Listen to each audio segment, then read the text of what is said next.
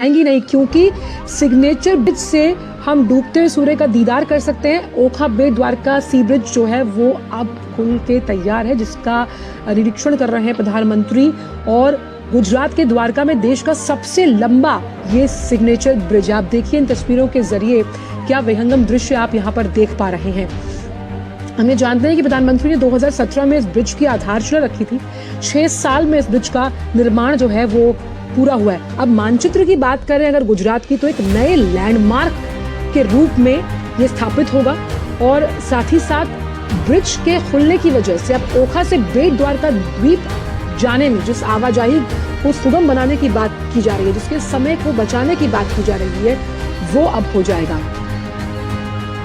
बिल्कुल अश्विनी, क्योंकि आप हमारे साथ मौजूद हैं, हमने आपकी रिपोर्ट भी देखी। जब हम सुदर्शन सेतु की तस्वीरें दिखा रहे हैं अपने दर्शकों को, पर्यटन के लिहाज से धार्मिक पर्यटन को बढ़ावा देने के लिए ये सिग्नेचर ब्रिज वाकई में गुजरात के मानचित्र पर एक लैंडमार्क साबित होगा आने वाले समय।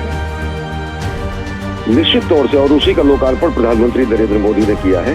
और ये सही मायने में अगर देखें तो एक संकल्प की सिद्धि का प्रमाण है, क्योंकि प्रधानमंत्री नरेंद्र मोदी ने अपने दूरदर्शी सोच के तहत इस सागर की अतल गहराई में सागर को बांधने का जो संकल्प लिया था, सागर को जो मथने का संकल्प लिया था, वो आज पूरा हुआ है।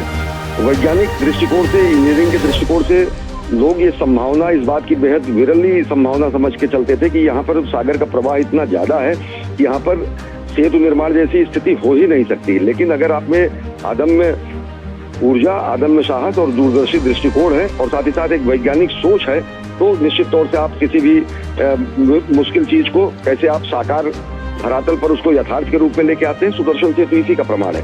अगर सुदर्शन सेतु की बात करें तो एक दूरदर्शी प्रधानमंत्री के अपने विजन के मुताबिक अगर इसमें वैज्ञानिक दृष्टिकोण मिला दिया जाए तो सुदर्शन सेतु बनता है। अगर हमारे वैभवशाली अतीत पर कहीं न कहीं वैज्ञानिक समकोण बनता है तो ये सुदर्शन सेतु बनता है। और सुदर्शन सेतु को ही प्रधानमंत्री नरेंद्र मोदी ने इसका लोकार्पण किया है। 2017 में इसकी आधारशिला उन्होंने खुद रखी थी, भूमि पूजन इसके लिए किया था, और ये आज इन्होंने आज ये राष्ट्र को समर्पित किया गया है। सबसे बड़ी बात जो है, अगर देखें तो बड़ी संख्या में सागर में चारों तरफ हजारों की संख्या में नाव में लोग इस समय वहां पर मौजूद हैं, और नाव में बैठे हुए लोग प्रधानमंत्री नरेंद्र मोदी का अभिवादन कर रहे हैं। साथ ही साथ मैंने यहाँ पर अगर आप देखेंगे तो फ्लोटिंग तरीके से मोदी की गारंटी भी यहाँ पर दिखाई दे रही है। किस तरीके से लोग एक विश्वास लेके चलते हैं कि प्रधानमंत्री नरेंद्र मोदी ने जो पिछले 20 वर्षों से गुजरात की और राष्ट्र की जो पिछले 10 वर्षों से सेवा कर रहे हैं, जो पूरा का पूरा ये सेवा और संकल्प का जो ये पूरा का पूरा 2 दशक चला है, वो पूरे गुजरात का भी कायाकल्प करने में समर्थ हुआ, और साथ ही साथ देश का भी कायाकल्प हो रहा है। सिग्नेचर ब्रिज है ये, और सिग्नेचर ब्रिज की अगर देखें तो सबसे बड़ी खासियत ये है कि पूरी तरीके से हैंगिंग ब्रिज है। केवल 2 इस पे जो है पावे बनाए गए, और उसके अलावा पूरा एक सिग्नेचर ब्रिज की तरीके से इसको तारों से इसको जोड़कर इसको हैंगिंग तरीके से किया गया है। और नीचे इतना बड़ा स्पेस दिया गया है कि किसी भी तरीके का नौकायन या किसी भी तरीके के बड़े से बड़े जहाज भी यहाँ से गुजर सकते हैं। यहाँ इससे पहले आने का एकमात्र, जो मैं बता रहा था कि एकमात्र रास्ता ही नौकायन के जरिए था। लोग नाव के जरिए यहाँ पर पहुँचते थे, और घंटों की ये यात्रा होती थी द्वारका से बेट द्वारका पहुंचने के लिए। ओखा से बेट द्वारका आने में लोगों को बेहद दुसाध्य यात्रा होती थी, खासकर बुजुर्गों के लिए और ऐसे लोगों के लिए जो जिनकी उम्र ज्यादा है। लेकिन अब बड़े आराम से लोग जो है मिनटों में ये पूरी 2.5 किलोमीटर लंबा ये ब्रिज है, इसको पार करते हुए यहाँ पर बेट द्वारका आ सकेंगे। और सबसे बड़ी बात ये कि ये एक द्वीप जैसा है। द्वीप यहाँ की तकरीबन आबादी केवल 10,000-12,000 के आसपास है।